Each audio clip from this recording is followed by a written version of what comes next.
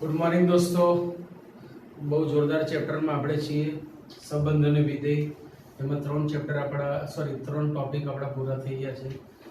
આમ તો 4 ટોપિક. પહેલો સંબંધ, બીજો એક અનેક વિધેય, ત્રીજો વ્યાપ્ત અવ્યાપ્ત વિધેય, ચોથું સંયોજિત વિધેય. આજે એક નવો અને આમ જોવા જઈએ તો છેલ્લેથી બીજો ટોપિક ચાલુ કરવા જઈ રહ્યા છે, પ્રતિવિધેય. આ પ્રતિવિધેયથી જ આપણું બીજું ચેપ્ટર ત્રિકોણમિતીય પ્રતિવિધેય પણ ચાલશે. તો પહેલા પ્રતિવિધેયની થોડી આપણે સમજ લઈ લઈએ અને પછી પ્રતિવિધેયની વ્યાખ્યામાં જઈએ. પ્રતિવિધેય એટલે સંપૂર્ણ પ્રતિક્રિયા આપતું વિધેય. પ્રતિવિધેય એટલે સંપૂર્ણ પ્રતિક્રિયા આપતું વિધેય. જેમ કે વર્ગ કરીએ છીએ તો એની પ્રતિક્રિયા છે વર્ગમૂળ. 2 ઉમેરીએ છીએ તો તેની પ્રતિક્રિયા છે 2 બાદ કરો. 3 વડે ગુણીએ છીએ તો તેની પ્રતિક્રિયા છે 3 વડે ભાગો. આમ પ્રતિક્રિયા આપતું જે પણ વિધેય હશે એને આપણે પ્રતિવિધેય કહીશું. તો સામાન્ય રીતે એની સમજ બહુ સહેલી છે, પણ મેં શું કીધું કે જ્યારે શાંત ગણ પ્રદેશ અને સહપ્રદેશ હોય ત્યારે દાખલામાં આપણને બહુ હંગાવતો નથી, પણ જેવું પ્રદેશ અને સહપ્રદેશ અનંત ગણ બની જાય ત્યારે મુશ્કેલીઓ ચાલુ થાય છે. ખાસ ધ્યાન રાખજો. તો આ જે સમજ છે કે ભાઈ વર્ગની પ્રતિક્રિયા વર્ગમૂળ, ઘનમૂળની પ્રતિક્રિયા ઘન, ઉમેરવાની પ્રતિક્રિયા બાદ કરવું, ગુણવાની પ્રતિક્રિયા ભાગવું, કોન્સેપ્ટ આ જ છે. પણ જ્યારે દાખલામાં વસ્તુ આવે છે ત્યારે આખી દુનિયા બદલાઈ જાય છે. સો રિમેમ્બર ઇટ, ઈઝી લેવાનું નથી. અને પણ પ્રતિવિધેય માટેની આપણે સામાન્ય સમજ મેળવીએ. તો દાખલા તરીકે આપણા જે સ્ટાન્ડર્ડ ઉદાહરણો છે ત્યાંથી જ આપણી ગાડી ચાલુ કરીએ. ધારો કે આ A અને B બે ગણ છે. ગણ A માં 1 2 3 4, ગણ B માં 5 6 7 8 ઘટકો છે. F એ A થી B નું વિધેય છે. મતલબ A એ વિધેય F નો પ્રદેશ છે અને B એ વિધેય F નો સહપ્રદેશ છે. આ જે વિધેય છે એનો જે સંબંધ હું તમને આપું તો fx x 4 પ્રકારનો છે. મતલબ આ x મારે પસંદ કરવાનો પ્રદેશમાંથી અને તેને સંગત fx નું મૂલ્ય સહપ્રદેશમાં મળે. દાખલા તરીકે મેં x 1 લીધું તો મને f1 5 મળશે, અને તમે 5 પણ કહી શકો અને f1 પણ કહી શકો. when we take x 2 તો મને f2 નું મૂલ્ય 6 મળશે, એટલે આને તમે f2 પણ કહી શકો અને 6 પણ કહી શકો. 3 એ 7 સાથે સંકળાયેલા છે જેને f3 પણ કહેવાય, અને 4 એ 8 સાથે સંકળાયેલા છે જેને f4 પણ કહેવાય. તો આ એક ક્રિયા થઈ, આ વિધેય એક ક્રિયા થઈ કે ભાઈ a થી b તરફ જાઓ ત્યારે 1 2 3 4 ને સંગત જે મળતા ઘટકો છે એ 5 6 7 8 છે. એ કયા સંબંધથી કઈ ક્રિયાથી મળે છે? તો કે આ ક્રિયાથી. આ ક્રિયા શું કહે છે? તો કે 4 ઉમેરો. ક્રિયા શું કહે છે? 4 ઉમેરો. તો પ્રતિક્રિયા શું કહે છે? 4 બાદ કરો. એટલે હવે મારે ઊંધી દિશામાં આવવું છે. ઊંધી દિશામાં આવવું છે એટલે કે આ દિશામાં જવું છે જેને આપણે પ્રતિક્રિયા કહીશું. આ દિશામાં જવા માટે ઊંધું, તો આને તમે આમ લખી શકો. જુઓ, સો x ઇઝી આ એક સમજવા માટે f ઇન્વર્સ ઓફ x 4. હવે અહીંયા x બનાવવા માટે બંને બાજુએથી 4 બાદ કરતા x 4 is f inverse x. તો આ પ્રતિક્રિયા થઈ. હવે શું આ દિશામાં પ્રદેશના બધા જ ઘટકો માટે આપણને ઘટકો મળે છે ખરા? ચેક કરો. ચલો, when we take x 5, હવે આ પ્રદેશ થઈ ગયો ભાઈ. प्रतिक्रिया मतलब जे सहप्रदेश है वो प्रदेश बनेगा, जिस प्रदेश है वो सहप्रदेश बनेगा. प्रदेश सहप्रदेश में, सहप्रदेश प्रदेश में, અને ક્રિયા આખી ઊંધી, એને કહેવાય પ્રતિવિધેય. સો હવે મેં x બરાબર 5 લીધા, સો 5 4 is 1. જોઈ લો ભાઈ. x બરાબર 6 લીધા, 6 4 is 2. x બરાબર 7 લીધા, then 3. x બરાબર 8 માટે. તો અહીંયા આ પ્રતિવિધેય શક્ય છે. અહીંયા પ્રતિક્રિયા આપતું વિધેય, આ પ્રતિવિધેય શક્ય છે અને એનો આ સંકેત છે. હમણાં વ્યાખ્યામાં આપણે બધી વસ્તુ સમજાઈશું. તો જુઓ, આ કેસમાં મને વિધેય નું પ્રતિવિધેય મળે છે. આપેલું જે વિધેય છે કેવું છે ખબર છે? એક એક પણ છે અને વ્યાપ્ત પણ છે. ચેક કરવો તો કરી લો. એક એક એટલા માટે છે કે પ્રત્યેક પ્રતિબિંબ માટે પ્રદેશમાં એક જ ઘટક છે. 5 માટે 1, 6 માટે 2 નામનો એક ઘટક, 7 માટે 3 નામનો એક ઘટક, 8 માટે 4 નામનો એક ઘટક. વ્યાપ્ત એટલા માટે છે કે વિસ્તાર ગણ અને સહપ્રદેશ ગણ સમાન છે. આથી તે વ્યાપ્ત વિધેય પણ છે. આ બધી ચર્ચા આપણી આગળ થઈ ગઈ છે કે જ્યારે વિસ્તાર ગણ અને સહપ્રદેશ ગણ સમાન થાય તો તેવા વિધેયને વ્યાપ્ત વિધેય કહે છે. આટલી વસ્તુ ક્લિયર? હવે એક બીજું ઉદાહરણ લઈએ આપણે. બીજું એક ઉદાહરણ લઈએ.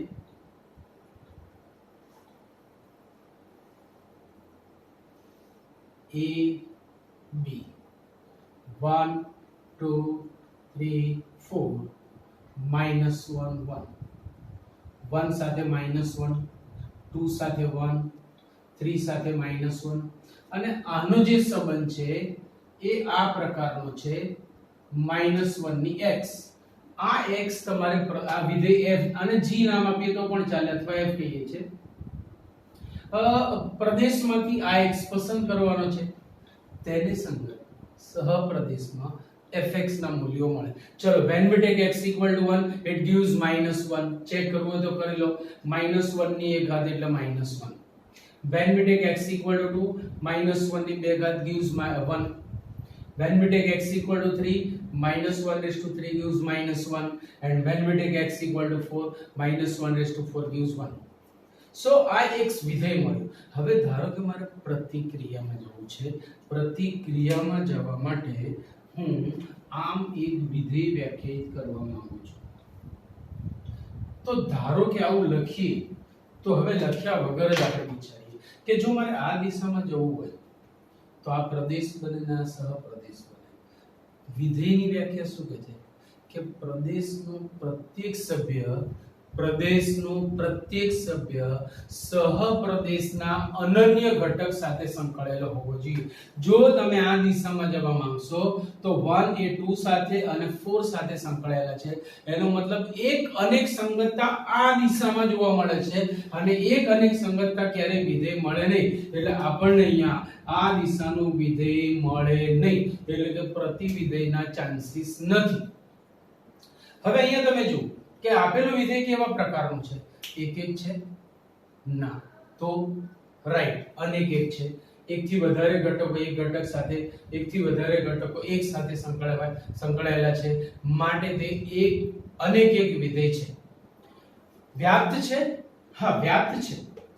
વિસ્તાર ગણ અને સહપ્રદેશ સમાન છે પણ એક એક નથી. યાદ રાખજો. તો આ વિધેય કેવું હતું? એક એક અને વ્યાપ્ત. એક એક અને વ્યાપ્ત આ બધી જ વસ્તુ એકબીજા સાથે સુસંગત છે. આ વિધેય કેવું છે? અનેક એક અને વ્યાપ્ત છે. ત્રીજું એક ઉદાહરણ લેવા માંગીએ છીએ. થર્ડ ઇલસ્ટ્રેશન.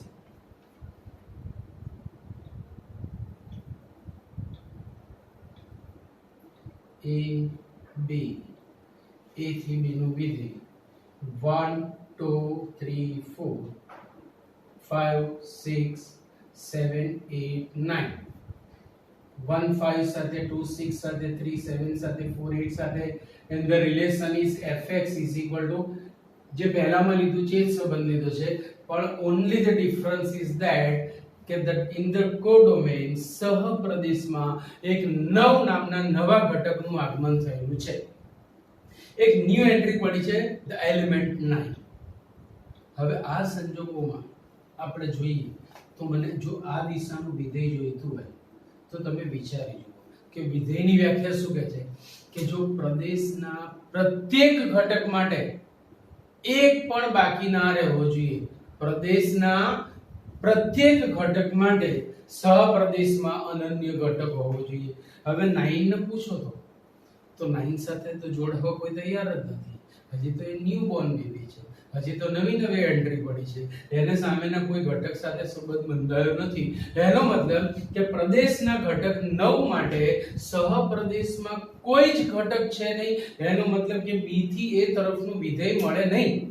એનો મતલબ કે અહીંયા પણ પ્રતિવિધેયના ચાન્સીસ નહીવત છે. અચ્છા, આ જે આપેલું વિધેય છે કેવું છે તો કે એક છે, પણ વ્યાપ્ત નથી. કેમ?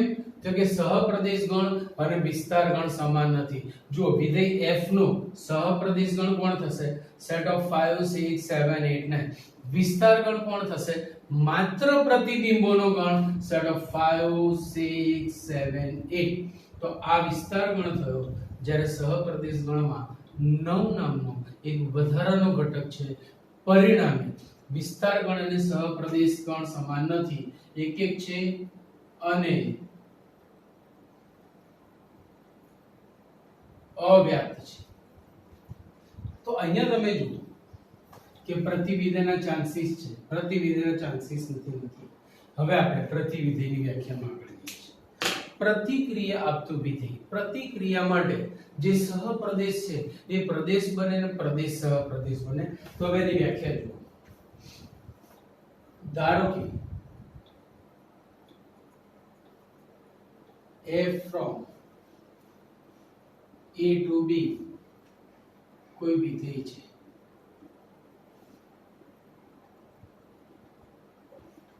ધારો કે f from a to b, f a થી b નું વિધેય છે. જો કોઈ વિધેય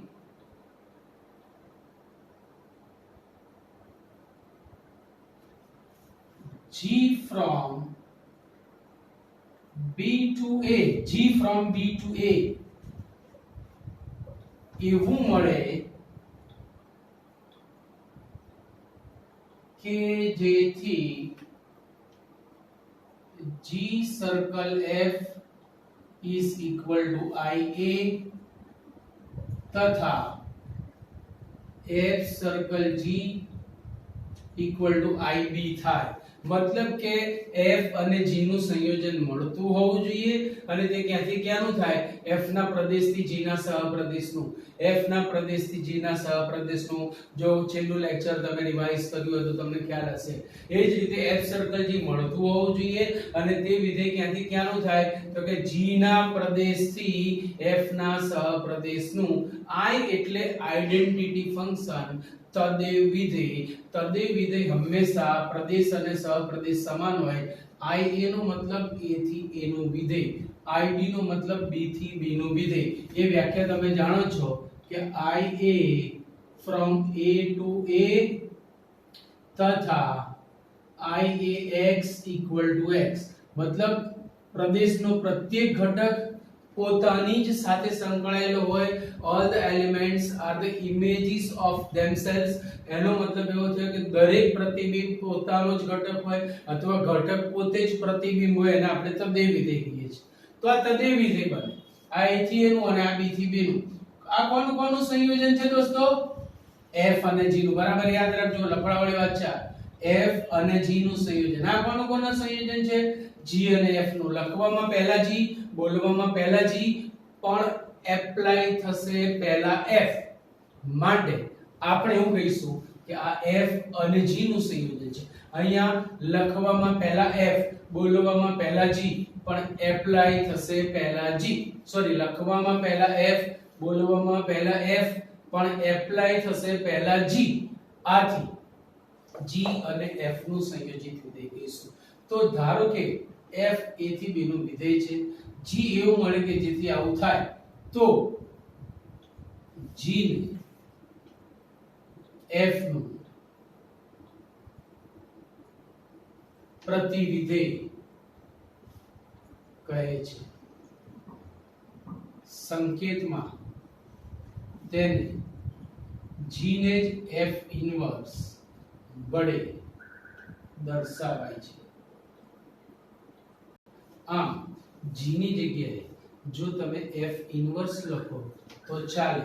બીજી એક વસ્તુ યાદ રાખજો, f inverse is not equal to 1 upon f. જ્યારે 3 raised to minus 1, what is the difference?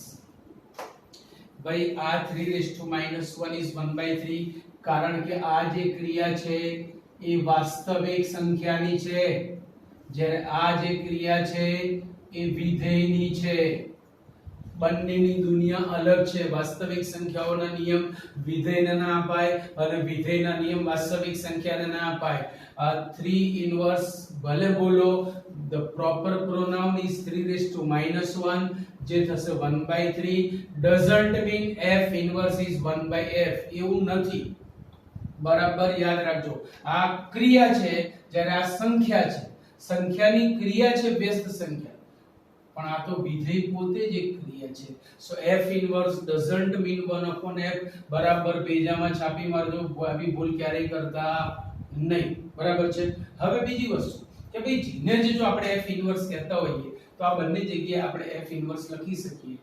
therefore f from a to b માટે હવે હું g ની જગ્યાએ f inverse લખું છું. f inverse from b to a એવું મળે કે જેથી સે g ની જગ્યાએ f inverse circle f is equal to ia તથા f circle f inverse is equal to ib. આટલી વસ્તુઓ થઈ ગઈ આપણી પ્રતિવિધેયની સમજ.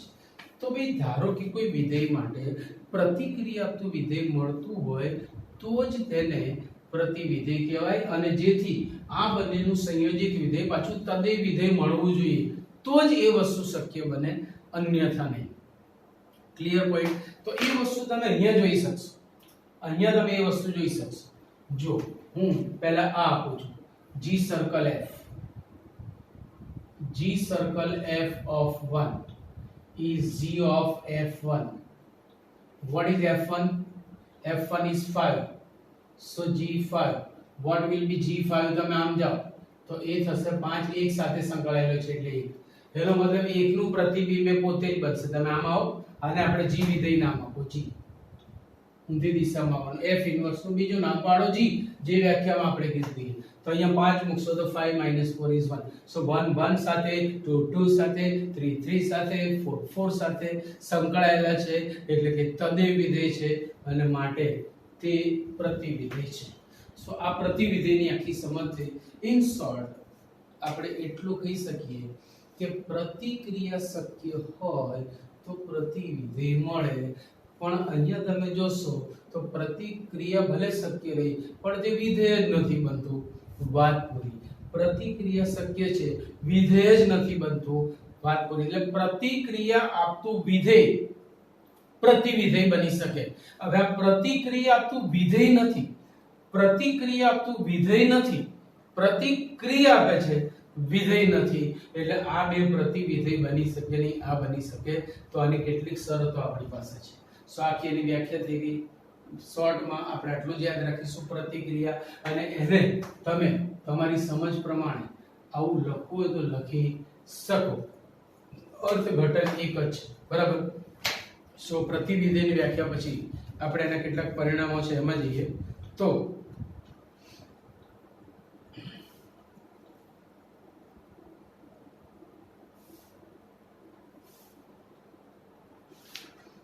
તમે જોશો પહેલો જ પ્રમેય એ થઈ ગયો છે સંયોજિત વિધેયનો.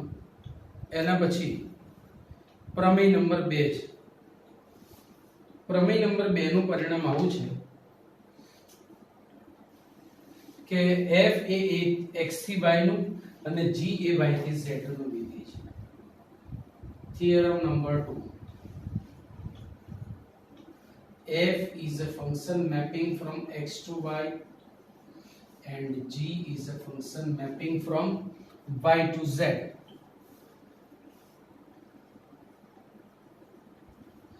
अच्छा, જે વિધેયનું પ્રતિવિધેય શક્ય હોય તેને વ્યસ્ત સંપન્ન વિધેય કહેવાય. જે વિધેયનું પ્રતિવિધેય શક્ય હોય તેને વ્યસ્ત સંપન્ન વિધેય કહેવાય. તો હેડિંગમાં એવું પણ કીધું છે કે f એ x થી y નું તથા g એ y થી z ના વ્યસ્ત સંપન્ન વિધેયો છે. f એ x થી y નું અને g એ y થી z ના વ્યસ્ત સંપન્ન વિધેયો છે. તો બતાવો કે જી સર્કલ એફ ઇનવર્સ, આ પરિણામ તમારે યાદ રાખવાનું છે એમસીક્યુ માટે પણ, is f inverse circle G inverse, આ પરિણામ પણ તમારે યાદ રાખવાનું છે કે G circle F inverse equal to F inverse circle G inverse, બરાબર યાદ રાખજો. એક આ પરિણામ છે અને એના પછી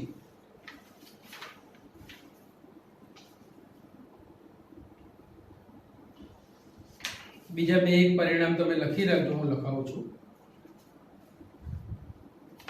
કે અહીંયા આપણે જોયું કે જો વિધેય એક એક નથી તો તેનું પ્રતિવિધેય નથી મળતું, જો વિધેય વ્યાપ્ત વિધેય નથી તો તેનું પ્રતિવિધેય નથી મળતું. તો એ પરિણામને આપણે આમ પણ લખી શકીએ કે જો વિધેય એડિશનલ રિઝલ્ટ છે, જો વિધેય એક એક અને વ્યાપ્ત હોય તો જ તેનું પ્રતિવિધેય મળે. યાદ રાખજો ભાઈ, એક આ પરિણામ. બીજું પરિણામ, જો કોઈ વિધેયને પ્રતિવિધેય મળતું હોય,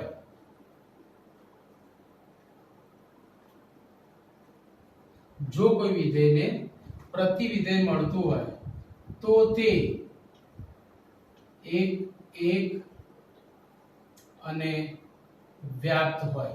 બંને એકબીજાના પ્રતિપરિણામો છે, both are કન્વર્સ of each other. એટલે એમ કહે છે કે જો એક એક અને વ્યાપ્ત હોય તો પ્રતિવિધેય મળે, જો પ્રતિવિધેય મળતું હોય તો એક એક અને વ્યાપ્ત હોય. તો વ્યાપક રીતે મેથેમેટિકલી આપણે એવું કહી શકીએ કે જો વિધેય એક એક અને વ્યાપ્ત હોય તો અને તો જ તેને પ્રતિવિધેય મળે. જો વિધેય એક એક અને વ્યાપ્ત હોય તો અને તો જ તેને પ્રતિવિધેય મળે. અને છેલ્લું એક અગત્યનું પરિણામ, જો કોઈ વિધેયને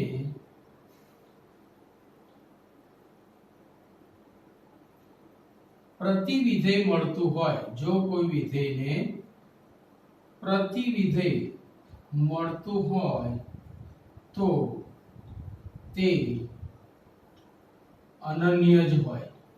મતલબ એકથી વધારે પ્રતિવિધેયો પણ ન મળે.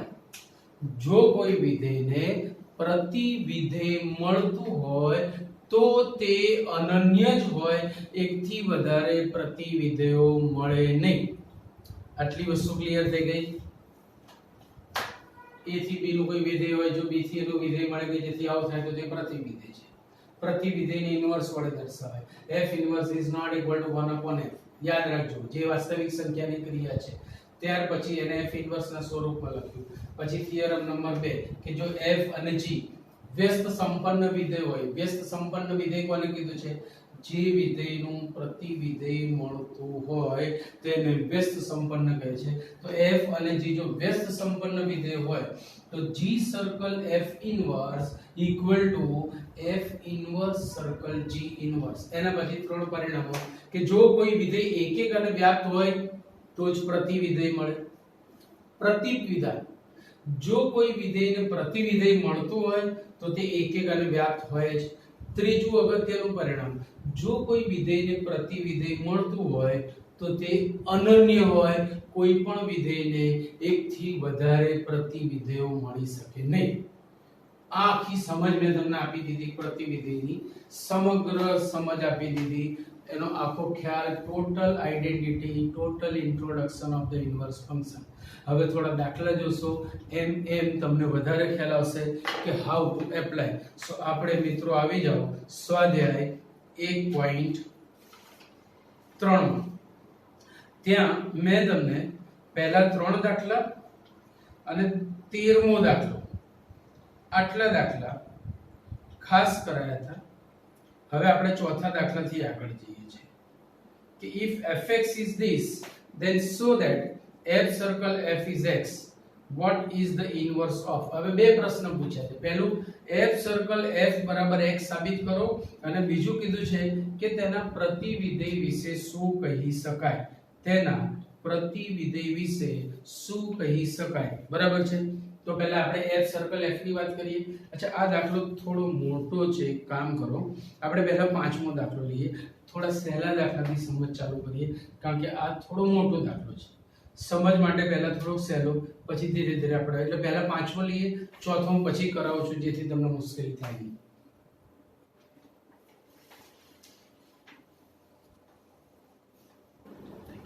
હા દોસ્તો, હવે ક્વેશ્ચન નંબર 5 આપણો આ પ્રમાણે છે. હેડિંગમાં આપણને એવું કીધું છે, state with reason whether following function have inverse. હવે આપણને એવું કીધું છે કે આપેલા વિધેયો માટે શું પ્રતિવિધેય શક્ય છે? તો અહીંયા આપણે જોઈ શકીએ છીએ, મેં તમને પેલી શરત અહીંયા લખાઈ હતી, યાદ હતો કે જો વિધેય એક અને વ્યાપ્ત હોય તો જ તેનું પ્રતિવિધેય મળે. હવે અહીંથી શરૂ કરીએ. આપણને ગણ સ્વરૂપમાં વિધેયો આપે છે. પહેલું વિધેય છે f from this to 10. હવે f1 is 10, f2 is 10, f3 is 10, f4 is 10, આ બધું આપણને આપેલું છે.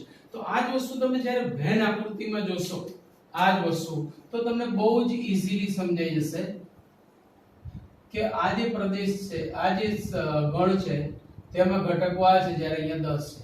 1 is related with 10, 2 is with 10, 3 is with 10, 4 is with 10. તો આ અહીંયા કેવો સંબંધ જોવા મળે ભાઈ? અનેક એક. અનેક એક સંગતતા ક્યારેય વિધેય બની શકે નહીં. તો આપણે રીઝન આવું આપીશું કે f અનેક એક વિધેય છે, આથી તેનો પ્રતિવિધેય મળે નહીં. આથી f વ્યસ્ત સંપન્ન નથી. આથી વિધેય f વ્યસ્ત સંપન્ન નથી. Clear point? ચલો હવે બીજા દાખલામાં કે g is mapping from ફલાણા ઠેકાણા. હવે એના જે સંબંધ છે આ પ્રમાણે આપે છે 5 6 7 8. અહીંયા છે 1 2 3 4. ચલો 5 એ 4 સાથે સંબંધિત છે, because g5 is 4, g6 is 3, g7 is 4 and g8 is 2. તો તમે જોઈ શકો છો કેવી સંગતતા છે. તો કે જો 5 નું પણ જે પ્રતિબિંબ છે એ જ 7 નું પ્રતિબિંબ છે. એનો મતલબ એવો થયો કે 4 માટે 2 પૂર્વ પ્રતિબિંબ છે. એટલે એનું રીઝન તમે અહીં આપી શકો કે અહીં g5 is 4 અને g7 is 4. 5 પણ 4 સાથે સંકળાયેલા છે, 7 પણ 4 સાથે સંકળાયેલા છે, માટે g એક એક નથી, માટે તેનો પ્રતિવિધેય ન મળે. માટે g વ્યસ્ત સંપન્ન નથી. g વ્યસ્ત સંપન્ન વિધેય નથી. કેટલું સિમ્પલ. ચલો હવે h માટેની વાત કરીએ. તો જો h માટેની વેન આકૃતિ જોઈએ. 2 3 4 5, 2 3 4 5 અને અહીંયા છે 7 9 11 13, 7 9 11 13. ચલો f2 is 7, બે 7 સાથે સંકળાયેલા છે. f3 is 9, 3 9 સાથે સંકળાયેલા છે. f4 is 11, 4 11 સાથે સંકળાયેલા છે. f5 is 13, 5 13 સાથે સંકળાયેલા છે. જોઈ શકાય છે કે h એક એક પણ છે, વ્યાપ્ત પણ છે, આથી તેનું પ્રતિવિધેય મળે. તો એનું રીઝન અહીંયા આપણે એવું લખીશું કે અહીં h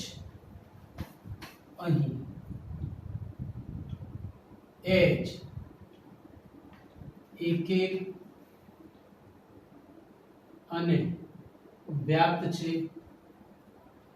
આથી તેનું પ્રતિવિધેય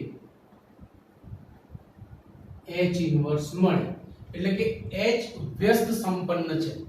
h વ્યસ્ત સંપન્ન છે. હવે માંગ્યું નથી પણ થોડું દોડડાપણ કરીએ તથા h ઇન્વર્સ ક્યાંથી ક્યાંનું વિધેય બનશે ભાઈ h ઇન્વર્સ એ સહપ્રદેશથી પ્રદેશનું આ સમજ માટે તમને કરાવું છું 7 9 11 13 7 9 11 13 to 2 3 4 5 2 3 4 5 and h inverse equal to ગણ સ્વરૂપમાં લખીશું તો 7 2 દિશા બદલાઈ જશે then 9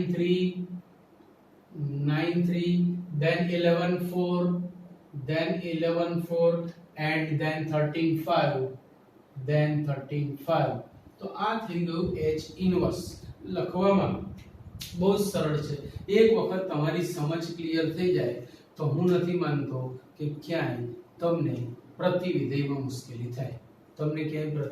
મુશ્કેલી થાય એવું હું ક્યાંય માનતો નથી બોલો આટલી વસ્તુ ક્લિયર થઈ ગઈ તો હવે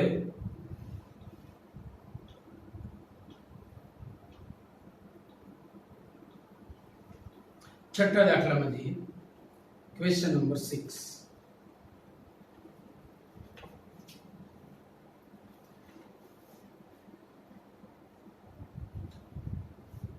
f is a function mapping from closed interval -1 1 to r given by fx equal to x upon x plus 2 is 1 1 so that is 1 1 बताओ क्या विधेय एक છે find the inverse of the function from f inverse through range f હવે પહેલામાં પહેલું અહીંયા આપણે એ બતાવવાનું છે કે વિધેય f એક છે વળી તેનું પ્રતિવિધેય પણ આપણે વ્યાખ્યાયિત કરવાનું છે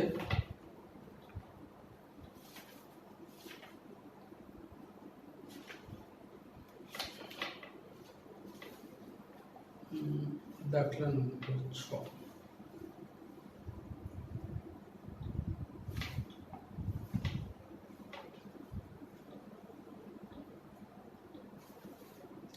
चलो पहला શું કીધું છે આપણને बताओ કે વિધેય f એક છે ચલો એક ની શરતો યાદ કરો તો એક ની શરતો fx1 fx2 આપણે લઈ લેવાનું fx1 fx2 લઈ લેવાનું અને x1 x2 સાબિત કરવાનું અચ્છા એ કરવા માટે મારે x1 અને x2 પ્રદેશમાંથી લેવાના તો પ્રત્યેક x1 x2 belongs to closed interval -1 1 માટે હું fx1 fx2 લઈ લઉં છું fx2 હવે જો એવું સાબિત થઈ જાય x1 x2 તો વિધેય એક કહેવાય ચલો what is the definition of f વિધેય f શું કહે છે x upon x plus 2 એના ખૂણામાં x હોય તો x upon x plus 2 તો એના ખૂણામાં x1 છે then x1 upon x1 plus 2 is x2 upon x2 plus 2 ચોકડીમાં ગુણાકાર કરો so that implies x1 x2 plus 2x1 એ જ રીતે અહીંયા ફરીથી x1 x2 plus 2x2 x1 x2 ચલ બસે so that implies 2x1 is 2x2 2 भी गए that implies x1 is x2 and therefore f એક વિધેય છે હવે વ્યાપ્ત માટે એમણે કીધું નથી પણ હું તમને બતાવું છું કે ઇન કેસ એક્ઝામમાં પૂછાય તો વ્યાપ્ત પણ બતાવીએ છીએ અને એને પ્રતિવિધેયની પણ આપણે વાત કરીશું જોઈ લો અહીંયા આને જવા દઈએ છે પાંચમું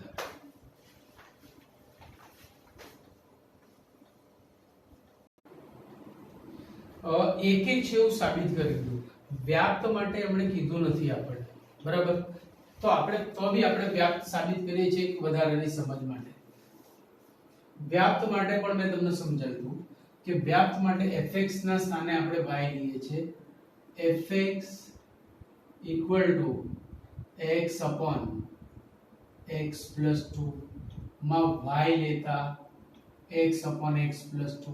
હવે વસ્તુ સમજો અહીંયા ફરીથી. x આપણે ક્યાંથી પસંદ કરીશું? હંમેશા પ્રદેશમાંથી. મને fx ક્યાં મળશે? સહપ્રદેશમાં. ફરીથી x ક્યાંથી પસંદ કરીશું? પ્રદેશમાંથી. મને fx ક્યાં મળશે? સહપ્રદેશમાં. fx સહપ્રદેશમાં મળશે એટલે y ક્યાં મળશે? સહપ્રદેશમાં. x પ્રદેશમાં અને y સહપ્રદેશમાં. હવે અહીંયાથી મારે x ને સૂત્રનો કરતા બનાવવો છે. હું x ને સૂત્રનો કરતા બનાવું છું એના માટે આને આ બાજુ ગણો. સો xy + 2y = x. મારે x ને સૂત્રનો કરતા બનાવો છે. આને સામે લઈ જાઓ. So 2y = x - xy x common. So 1 - y. હવે એક અગત્યની વસ્તુ, એમણે શરત આપણને કોઈ આપેલી છે કે નહીં?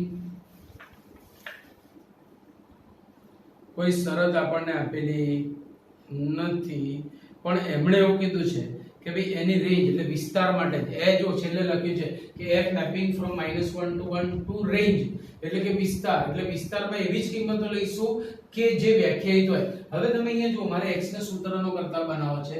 હું જેવો x નો સૂત્રનો કરતા બનાવીશ તો 1 - y છેદમાં આવ્યું. પણ 1 - y છેદમાં લેવા માટે મારે એવું કહેવું પડે કે y નું મૂલ્ય 1 નથી, એટલે તેના સહપ્રદેશમાંથી 1 બાદ કરવો પડે, કારણ કે y સહપ્રદેશનો ઘટક છે. x પ્રદેશ નથી લેવાનો, y સહપ્રદેશમાં. y 1 ના હોવો જોઈએ. એટલે એમણે બાજુમાં તમને રકમ આપી છે, તમે એમાં તમે લખી જાવ. જો f from close interval -1 to 1 to વિસ્તાર. વિસ્તાર એટલે જે અહીં વ્યાખ્યાયિત છે ક્યાં વ્યાખ્યાયિત થશે? y 1 ના હોય ત્યાં વ્યાખ્યાયિત થશે. y નું મૂલ્ય તમે અહીંયા x ની તમારી જેટલી તાકાત હોય એટલું નાખો, 1 મળશે જ નહીં. y નું મૂલ્ય તમે અહીંયા આગળ ચેક કરી શકો છો કે ભાઈ x ની ગમે તે કિંમતો નાખો, fx એટલે y નું મૂલ્ય 1 મળશે જ નહીં. આ 1 ક્યારે થાય ભાઈ? ઉપર નીચે વાળું સમાન થાય. How it is possible? ઉપર વાળા કરતા નીચે વાળું બે જેટલું મોટું છે તો તેઓ સમાન થાય જ નહીં. અંશ છેદ સમાન નહીં થાય એટલે 1 મૂલ્ય નહીં થાય. 1 નહીં થાય એટલે 1 - y 0 નહીં થાય એટલે આવું લખાય. તો જો હવે ઊંધું થઈ ગયું. અહીંયા x પસંદ કરતા હતા અને y મળતું તો હવે ઊંધું y પસંદ કરવાનો છે ને x મળશે, પણ y તો સહપ્રદેશનો ઘટક છે. x પ્રદેશનો y પસંદ કરો ને x મળે એટલે ઊંધી ક્રિયા થઈ. સો we are going on inverse function. તો અહીંયા આપણે આવું લખીશું કે પ્રત્યેક y belongs to close interval -1 1 માટે ક્લોઝ ઇન્ટરવલ -1 1 માટે. હવે અહીંયા આપણે 1 લેવાનું નથી, y વિસ્તારમાં લેવાનું છે. y વિસ્તારમાં લેવાનું છે. પ્રત્યેક y belongs to વિસ્તાર માટે x belongs to મળે છે કે જેથી fx = x upon x plus 2. હવે x ની જગ્યાએ તમે આ ટીકાઓ, અહીંયા તમે એવું લખી શકો x = this. so 2y upon 1 - y upon 2y upon 1 - y plus 2 = y. સાદુરૂપ આપજો, તમારે જાતે કરવાનું થાય. therefore f વ્યાપ્ત છે. આમ f એક પણ છે, વ્યાપ્ત પણ છે, માટે f વ્યસ્ત સંપન્ન છે. therefore હવે f ઇન્વર્સ શું થશે? f ઇન્વર્સ ફ્રોમ વિસ્તાર ટુ ક્લોઝ ઇન્ટરવલ -1 to 1. અને આ જ આપણું પ્રતિવિધેય છે દોસ્તો. જો આને તમે બીજી રીતે સમજવું હોય તો આમ સમજો, આને બીજી રીતે સમજો. fx is a fx = x upon x plus 2. હવે મેં fx બરાબર શું લીધું? y. આ y થયું. f ને સામે લઈ જાઓ તો x = f ઇન્વર્સ y. તો x ની જગ્યાએ શું લખી શકું? f inverse y. x ની જગ્યાએ તમે f ઇન્વર્સ y લખો તો આ આપણું વિધેય થઈ ગયું f inverse y equal to 2y upon 1 minus y આ પ્રતિવિધેય થયું. હવે y ચલના બદલે તમે x ચલ બી લખી શકો. સો f inverse x is equal to 2x upon 1 minus x. તો અહીંયા તમે જોઈ શકો છો એનું પ્રતિવિધેય. સો પૂછ્યું નતું આપણને વ્યાપ્ત અવ્યાપ્ત, પણ છતાં મેં તમને એટલા માટે સાબિત કર્યું કે પ્રેક્ટિસ થાય, કારણ કે આ પ્રકારના દાખલા જ વધારે વિકેટો લઈ જતા હોય છે. સો યાદ રાખજો કે આ એક અને વ્યાપ્ત પણ છે, અને પણ વ્યાપ્ત ત્યારે થશે કે જ્યારે વિસ્તારમાં તમને આ રકમમાં તમને આવું આપેલું હોય તો પણ ચાલે. હો ભાઈઓ, આવું આપેલું હોય તો પણ ચાલે, તો પછી વિસ્તાર લખવાની જરૂર નથી. ખાલી સહપ્રદેશનો ઘટક બંધ ના થવો થશે જ નહીં. એટલે આમ રકમ r ના બદલે આપે ને તો એમને માં થઈ જાય. પણ જો આ આપ્યું હોય, અચ્છા તમને શરતમાં કીધું ના હોય ને આવું, તો વ્યાપ્ત વિધેય ના થાય, કારણ કે y નું મૂલ્ય તો 1 આપેલું છે. જેવું હોય તો y નું મૂલ્ય 1 આપેલું હોય, છેદ 0 થાય, છેદ 0 થાય તો પદ વ્યાપ્ત વિધેય થાય નહીં. પણ અહીંયા છેલ્લે આપણે કહી દીધું છે ભાઈ અહીંથી વિસ્તારમાં 1 નથી, એટલે ઇનડાયરેક્ટલી આપણે આપી દીધું છે. તો રકમમાં એક નાની સરખી શરત આખા દાખલાનું મૂળભૂત સ્વરૂપ બદલી નાખે છે. આખો દાખલો, આખી એની ગુણધર્મ, આખી એની અદાઓ ચેન્જ કરી નાખે છે. જો એવું હોત, તમને આખો આર આપ્યો હોત તો વ્યાપ્ત ના થાત, તો પ્રતિવિધેયનો જન્મ જ ના થયો હોત. સમજાય છે ને? બરાબર. સો અહીંયાથી આપણે હવે જઈએ છે જે પેલો દાખલો મેં બાકી રાખ્યો છે, ચોથો દાખલો, મોટો દાખલો છે, એમાં આપણે બેસીએ છીએ.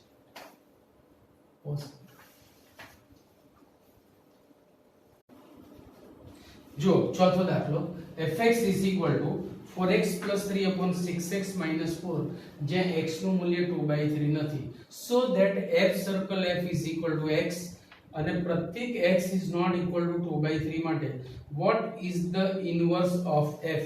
ઇન્વર્સ માટે શું કહી શકાય? તો પહેલા હું f સર્કલ f લાવવાનો ટ્રાય કરું છું, પછી આપણે ઇન્વર્સ ની વાત કરીશું. હવે જો f circle f of x 1/1 વિધેય આપીશું. f of fx, what is the definition of f? વિધેય f શું કહે છે? એના ખૂણામાં જે હોય તેને 4 વડે ગુણી 3 ઉમેરો અને છેદમાં 6 વડે ગુણી 4 બાદ કરો. So f of 4x plus 3 upon 6x minus 4 equal to, હવે આ પોતે જ x થઈ ગયો. આને તમે fx વાંચો, આને જો હું x સમજું તો અહીંયા જે વ્યાખ્યામાં x છે એની જગ્યાએ ટીકાવાનો. જો 4x plus 3 upon 6x minus 4 plus 3 upon 6x, x ની જગ્યાએ 4x plus 3 upon 6x minus 4 minus 4. અંશ અને છેદમાં 6x minus 4 લસા થશે. અંશ અને છેદમાં શું થશે ભાઈ? 6x minus 4 લસા. આ બંનેની જોડે ગુણાશે, આ બંનેના છેદમાં તો છે, એટલે એમની જોડે ગુણાઈને લસા ઉડી જશે.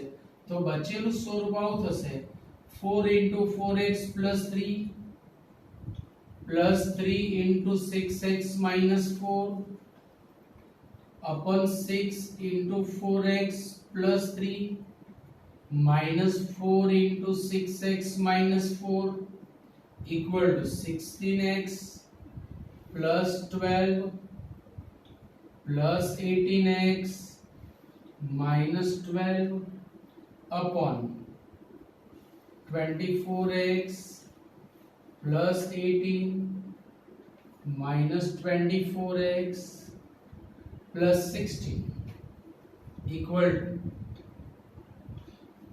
जो plus 12 minus 12 गया 16 ने 18, 16 दो 32 ने 34, 34x plus 24x minus 24x गया 18 ने 16 34 equal to x. 34 પણ ગયા. તમે અહીંયા જોઈ શકો છો કે આપણે જે સાબિત કરવાનું કીધું હતું f circle fx is equal to x, એ અહીંયા સાબિત થાય છે. હવે what is inverse of f? ભાઈ એના પ્રતિવિધેય વિશે શું કહી શકાય? તો ભાઈ હું એવું માનું છું કે આ પ્રતિવિધિની ચર્ચા આપણે આવતીકાલે એટલા માટે કરીએ કે ફરીથી તમને થોડું રિવિઝન પણ થાય અને થોડાક દાખલામાં ફરી પ્રેક્ટિસ થાય. તો આજે જે મેં તમને દાખલા કરાયા એનું ખાસ પ્રેક્ટિસ કરો, કારણ કે આ દાખલા બહુ જ ઇમ્પોર્ટન્ટ છે, ભૂલ પડે એવા છે. એટલે આ લેક્ચર આપણે અહીંયા સુધી રાખીએ છીએ. આ રિવિઝન ખાસ કરજો અને આ દાખલાનું રિવિઝન ખાસ. આ બધા દાખલા બાકીના છે, આવતીકાલે જઈશું આગળ. અને હોમવર્ક અને ભાઈ ઘણા વાલીના જે ફોન નથી આવ્યા, ધ્યાન રાખજો. 5-6 વાલીઓના જ ફોન આવ્યા છે. પછી હું મારે સામેથી ફોન કરીને મરચું મીઠું નાખીને કંઈક એવું ના પડે, જોજો. સો હજી બી આજે બી તમને એક ચાન્સ આપું છું કે જે મિત્રોના વાલી મિત્રોનો ફોન બાકી છે એમને મારી જોડે વાત કરી દો. આ વીકમાં હું 4થા ચેપ્ટરની એક્ઝામ લેવાનો છું, એ પણ યાદ રાખજો. Okay, C you, bye bye.